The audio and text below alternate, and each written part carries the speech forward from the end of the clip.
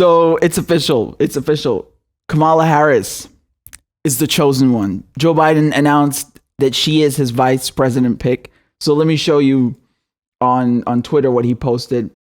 He said, quote, "I have the great honor to announce that I've picked Kamala Harris, a fearless fighter for the little guy and one of the country's finest public servants, as my running mate."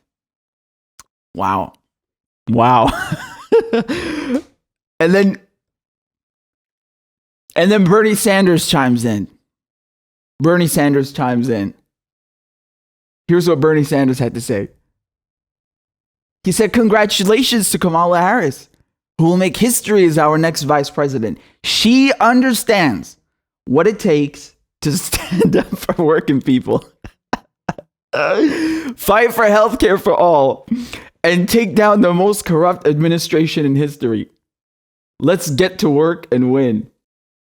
So very cordially, I told Bernie Sanders to shut the fuck up, essentially. This is just ridiculous, man. Kamala Harris standing up for working people, really? Fighting corruption? And healthcare? Okay, we'll get to healthcare in a second. You have a lot of interesting takes. Not just Bernie's, but here's one from Cenk as well, Cenk Uygur. It says, "I look forward to helping Joe Biden and Senator Kamala Harris beat Trump and then leading a primary against whichever one of them runs in 2024. It's inconceivable they will govern as progressive, and we're not going to take this for 8 years. For now, they're infinitely better than Trump." Wait, what? Hold on a second. You just said it's inconceivable they will govern as progressive, so why are you going to help them? You said helping in the previous sentence. What? Like, not even Bernie said that shit. What is this? What is this? He's giving you more incrementalism and more gradualism. And speaking of which, do you remember, for those of you who are paying attention, TYT actually sent out an email on behalf of Joe Biden. Yes, it was in the footer. And consequentially, they were denied press passes to the DNC, which took place online, which further cements how much disdain the establishment has towards any kind of alternative media, even the ones that lick their asses. So if that is not embarrassing enough, well, Cenk took it further, saying he's going to help them. What? The groveling is really something is really a sight to behold. Really a sight to behold. And Donald Trump wasted no time, huh? Like, within 30 minutes of the announcement, they already had an attack ad out. Now, granted, it's quite natural for campaigns to prepare this stuff in advance. They already had an idea who it might be. It might be Kamala or Susan Rice or Karen Bass. So I'm sure they had attack ads prepared for all of them. And nonetheless, they posted this. Let's just take a look. Kamala Harris ran for president by rushing to the radical left, embracing Bernie's plan for socialized medicine, calling for trillions in new taxes, attacking Joe Biden for racist policies. Voters rejected Harris. They smartly spotted a phony. But not Joe Biden. He's not that smart. Biden calls himself a transition candidate. He is handing over the reins to Kamala while they jointly embrace the radical left. Slow Joe and phony Kamala. Perfect together. Wrong for America. Dude, I can't take this. Do you know, Americans are really funny, man. This whole thing is like a 90s movie ad. Coming this fall. Dude, it's so ridiculous. Slow Joe and phony Kamala. Also, do you notice how Donald Trump and even Sean Hannity, somebody call Sean Hannity, they constantly refer to Joe Biden as the radical left? Dude, the scale, the perception is so out of whack in the US. It's nuts. It's absolutely nuts. Like, the Democrats, never mind the Republicans, right? are more to the right than right-wing parties in Europe. It's crazy. And they call them the radical left. This is what happens when, as Noam Chomsky eloquently puts it, you have a very narrow field of perception and you limit the scope of debate within that. Then it's very easy to make one side or the other look radical when you've limited the scope that much. And in reality, when in fact they're not. And the two parties are essentially two different wings of the same party, and they both work for the corporations. So anyway, regardless, this is really something funny that they also say Kamala Harris is an advocate of Medicare for all. Dude, I don't even know. I'm a journalist. I cover politics for a living, and I don't even know what Kamala Harris' position is on that because she kept flip-flopping so much. I couldn't keep up. And this is a year ago. This is going back a year. I'll be watching the primaries, and like one day, she come out on MSNBC and say something, and then the next day she's doing an interview with Anderson Cooper. She says something else. I don't know. I have no clue. I really have no clue. So this actually might be true or might not be true, but we all know. If you want Joe Biden's ticket, ain't no way in hell you support Medicare for all. But like, even when she was on her own, we couldn't tell. But now it's cemented. It's cemented. We know that she does not. And there's no hope of anything. They're offering you nothing, man. They're offering you nothing. And, speaking of attacking Joe Biden for his racist policies, now we come to a very interesting point because the whole premise, the whole guise and mentality behind Joe Biden's VP pick was that he was going to choose a woman and a woman of color. Yes. And so that's why the short list was narrowed down to Kamala Harris, Susan Rice, and Karen Bass. And during the debates, if you recall correctly, Kamala Harris had a little spat with Joe Biden, and she called him out for his role in working with segregationists. So let me just play that clip for you very quickly to remind you, to jog your memory, yes? It was hurtful to hear you talk about the reputations of two United States senators who built their reputations and career on the segregation of race in this country. And it was not only that, but you also worked with them to oppose busing. And, there was a little girl in California who was part of the second class to integrate her public schools. And she was bused to school every day. And that little girl was me. Oh. She went real fast from that little girl was me to what time do we bomb the Arabs, Joe? Dude, what is this? I swear, just because of this, I was like, no way he's going to pick her, man. The embarrassment. Can you imagine trying to walk this back for both of them? No way. He's going to go with Susan Rice. She's a war criminal. She's a neocon through and through. Come on. They worked together under Obama. Yeah, that's a bit more sensible, right? No. No, zero shame. Like, not just that he would pick her, but that she would even accept it. Zero shame. And once again, the whole premise behind this was that, oh, look, Joe Biden is so open-minded and forward-thinking and progressive. And look, he's picking not just a woman, but a woman of color. Dude, you pick Kamala Harris. She just showed you what a hypocrite she is.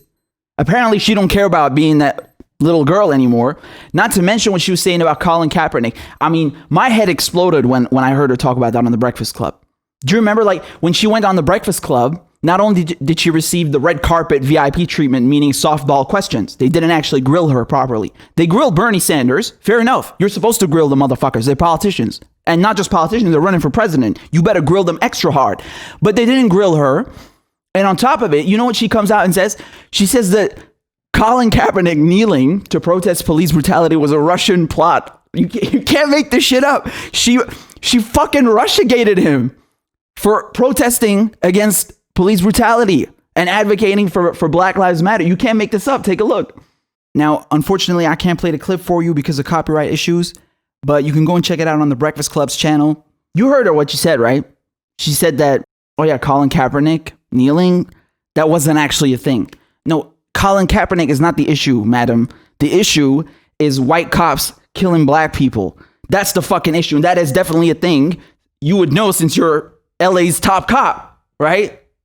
Matter of fact, she is such a cop. She is such a bootlicker and an ally and a collaborator of the establishment and the corporations that she even wanted to keep people in jail just to use them as slave labor. Yes, her, Kamala Harris. You remember this? This is back in 2014. This is under Obama. So she was the Attorney General of California. And look what she said, extending 2-for-1 credits to all minimum custody inmates at this time would severely impact fire camp participation. A dangerous outcome while California is in the middle of a difficult fire season and a severe drought. Yeah, that's code. That's code for, instead of allocating the required funding for our public services and utilities like the fire department so we can fight these bushfires. No. We're going to keep the prison labor going. We're going to keep this modern form of slavery alive and use the prisoners and pay them cents, using them as cheap labor to do what the government should be doing, but they're not doing. Unbelievable. And then there's that other case as well where she wanted to withhold evidence that was keeping someone in jail even though they were innocent. I think they were even on death row. Don't quote me on that. I can't remember the specifics of that one case. But, I mean, you're coming to me and you want to tell me that this lady, this woman, Kamala Harris, is an ally of people of color, of African Americans, of the working class, that she wants health care, that she's going to stand up against the corporations? Are you kidding me? This is insanity. This is insanity. And just to further illustrate this point, look at her record on Israel. She thought that Israel, quote, met international human rights standards overall. Okay? And she co-sponsored a resolution that was critical of Obama's decision to let the UN condemn illegal Israeli settlements, which, once again, when we talk about limiting the scope of debate, I mean, Obama condemning illegal settlements by the Israelis is in of itself a platitude. It doesn't mean anything. Palestinians are still getting their fucking homes bulldozed and are still being murdered. Condemning it does not do anything. Where are the sanctions? Where's the pressure? Why are you still giving them $38 billion? Right? Which is what Obama and Joe Biden did. But even then, even the condemnation draws condemnation. Like, how dare you criticize Israel? How dare you criticize them? Yeah, she's on that team. She's on that team. Unbelievable. And she voted for a resolution celebrating Israel's occupation of Jerusalem, which is through and through 120% illegal. Okay. UN Resolution 242 clearly states Israel has to get out of the Golan Heights, which are Syrian. Israel has to get out of the West Bank, get out of East Jerusalem, which they've been illegally occupying all these things since 1967. So not only does she not care about international law, does she not care about the norms and conventions that have been put in place at the UN, but on top of it, she didn't give a fuck about Palestinians. She's an ally to the Israel lobby group AIPAC, which you are all familiar with, of course. I mean, if in case that wasn't painfully obvious, dude, there's no way around it. If you support Israel, you are a racist. Israel can only exist at the expense of Palestinians. Always. If you come in and demolish one Palestinian home, that's a crime in of itself. Never mind expelling millions of Palestinians and taking all of their land and bulldozing millions of homes. Do you understand? One is too many. One is too much. Never mind killing Palestinians, putting them in open air prisons. So if you support that, you are a racist by default. There is no way around that. You support not just apartheid, you support genocide and ethnic cleansing. Apartheid is when you have a two-tier justice system, a two-class society, which is the case inside of Israel. But occupied territories, as they like to call them, when we're talking about the zone A, B, and C, all have different regulations. They've done this salad on purpose.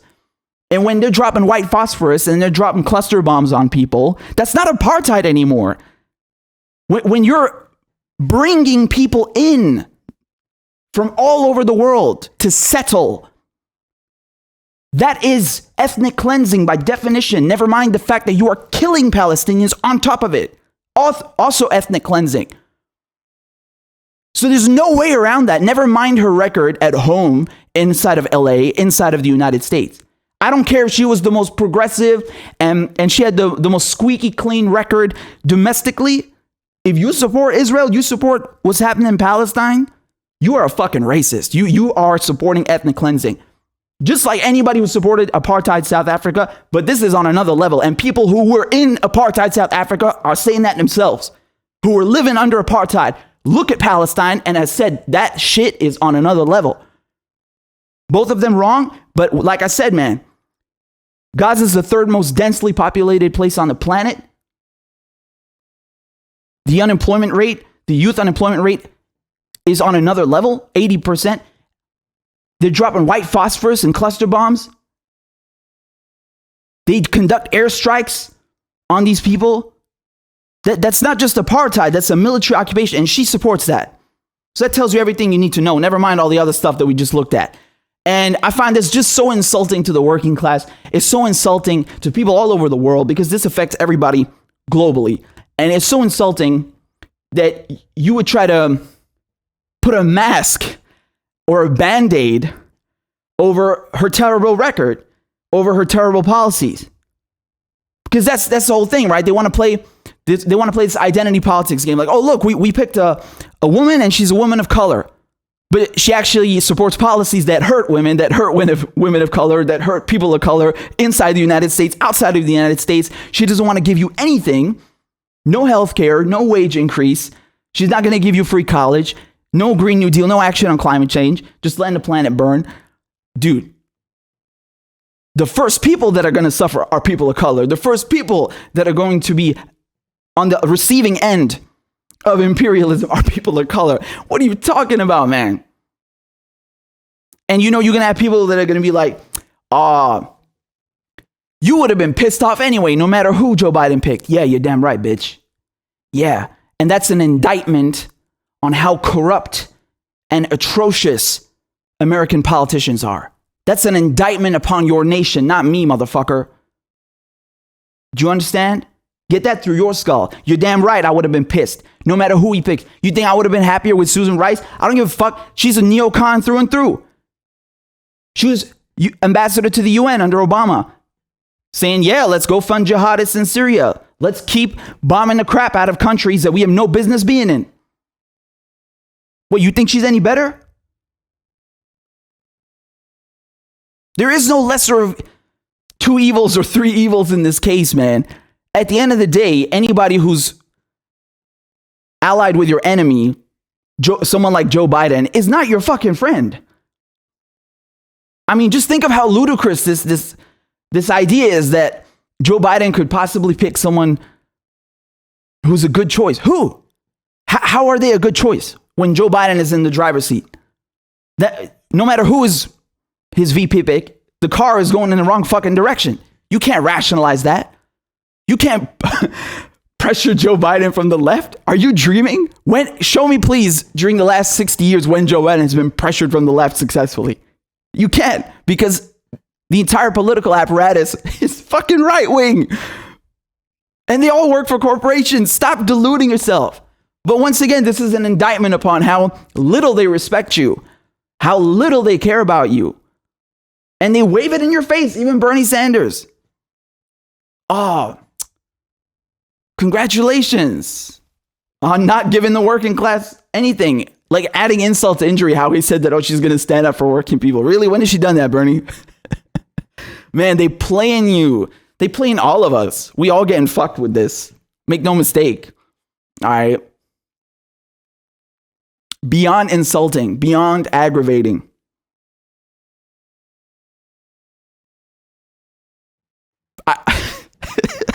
We gotta laugh, otherwise we're gonna cry. You feel me? We gotta laugh, otherwise we're gonna cry. And this is really, really messed up, man. Do you still think they're gonna beat Donald Trump? You think this is a winning ticket? Be honest with yourself. You screwed either way. Screwed either way. It's two factions, two wings of the same party. Don't get it twisted, man. They're all oligarchs. They all work for the corporations. They're all fucking racists. They all uphold white supremacy and imperialism, and they are all not going to change a goddamn thing. You know this, and I know this. Do not kid yourself. But you're still going to have people who are going to be like, maybe Bernie Sanders will be the Treasury Secretary. They just can't let go, man. They can't let go. They can't let go. You think I'm making this up? I wager you. Just look it up. You'll find somebody saying shit like that. Do it. Yeah. And by the way, may I just illustrate another point? And this is not exclusive to the United States, by no means. You see this in Lebanon. You see this in the United Kingdom. These people are all self-serving and part of the same club. Just because Susan Rice didn't get the VP pick does not mean that she is excluded from the administration. Just because Pete Buttigieg dropped out of the race does not mean he won't play a part in Joe Biden's cabinet. You saw that list that leaked saying that Pete Buttigieg is a potential candidate for ambassador to the United Nations. How fucking insulting, man. Like as if the United Nations isn't corrupted enough by the United States strong arming everybody and defeating the purpose of the United Nations. But on top of it, he wants to send that fucking rat, that CIA bastard, that he would send this rat to the UN to represent America and crap all over the international community. You might see Susan Rice as National Security Advisor. You might see her as Secretary of State. They always shuffle around in positions, okay? Just like you saw Joe Biden, Vice President. Now is his turn maybe to become president. Doubt it. Just like you saw Boris Johnson. That dude was mayor of London. Then he's the foreign secretary. Now he's the fucking prime minister. And then health minister becomes the foreign secretary. Just shuffling from one role to the next, helping their buddies go from one role to the next, even though these two positions have nothing to do with each other. Yeah, make no mistake, man. You'll probably see the same actors, the same shady people in this administration if they even get into the White House. Make no mistake, they help each other out. But ironically enough, even though Bernie Sanders is kissing her ass, you won't see Bernie Sanders there. Just because he dared to veer off course a little. And make no mistake, even if Bernie Sanders got in, the foreign policy would have stayed shit and oligarchs would have stayed oligarchs. He wasn't going to change anything fundamentally, no pun intended, to borrow from Joe Biden. Do you understand? But even, nonetheless, you won't see Bernie Sanders on that list for nothing. But Joe Biden will help out everybody who stepped aside in good time. Yes. So there you go, man. There you go. Another nail in the coffin, man. Another nail in the coffin. So that means we're probably going to see debates between Kamala Harris and Mike Pence, yeah? And, yeah. I don't see Joe Biden winning this, man. I mean, who knows? I could be wrong, but what I would draw your attention to, the oligarchs win at the end of the day, and the working class loses, no matter what. That's a certainty. We can't argue about that. There's no debating that. That's a certainty.